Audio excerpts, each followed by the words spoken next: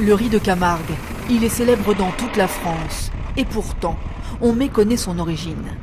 Si on le retrouve dans nos assiettes au quotidien, c'est parce que des paysans indo-chinois dans les années 40 ont introduit sa culture dans la région. Les Badang était l'un d'entre eux. Quand il quitte son village d'Indochine pour Marseille, il a 19 ans. C'est la Seconde Guerre mondiale. La France fait venir la main-d'œuvre de ses colonies, souvent de force. Les ouvriers sont affectés dans les usines d'armement et aux champs. Nous ne sommes pas en Indochine, mais en Camargue, où a lieu la moisson du riz. Le sol camarguais avait longtemps été hostile au riz. Le savoir-faire de l'Ebadang et d'un millier d'autres Vietnamiens a permis aux Français de manger pendant la guerre. Aujourd'hui, à 92 ans, sa mémoire s'effiloche. Restent des images sur une période éprouvante. Moi, je dormais dans une cachibi où on mettait des outils. Non, mais il faut avoir la tête.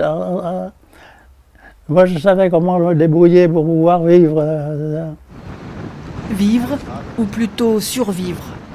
Dans les rizières et les marais salants de Camargue, les conditions de travail sont rudes.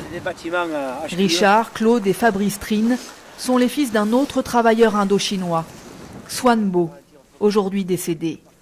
À Salins de Giraud, ils nous conduisent sur ce qu'il reste du camp où était parquée la main-d'œuvre indigène, comme on l'appelait à l'époque. Les gens étaient pieds nus, ils n'avaient pas de chaussures. Et au Vietnam, il fait en moyenne 14 ou 15 degrés l'hiver. Et ici, il peut faire en moins 5. Donc ce n'est pas du tout les mêmes circonstances. D'ailleurs, il y en a beaucoup qui ont été malades de tuberculose. La récolte a dépassé les prévisions. Grâce à la Camargue, nos enfants pourront manger du riz. Ils ont souffert du froid, ils ont souffert de la faim, ils ont souffert du dépaysement, ils ont aussi le fait qu'on n'a pas cherché vraiment à les intégrer. C'était des gens qui vivaient dans des cantonnements, donc on n'avait pas vraiment de contact avec la population, c'était difficile pour eux. Et ils étaient payés 10 fois moins que les ouvriers français ou européens.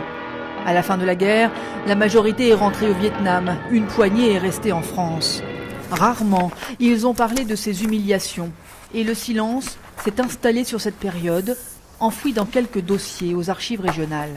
Ces hommes qui, pour ceux qui sont en vie, ont 90 ans, ils sont nés vraiment dans l'Indochine coloniale et ils restent en quelque sorte avec cette idée que c'était comme ça.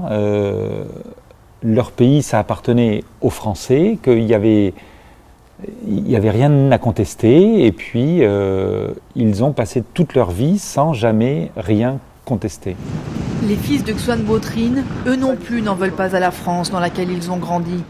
Mais ils souhaitent qu'elle reconnaisse la contribution des 20 000 travailleurs indochinois, qu'elle ne perde pas la mémoire de cette histoire, en même temps que ses derniers témoins.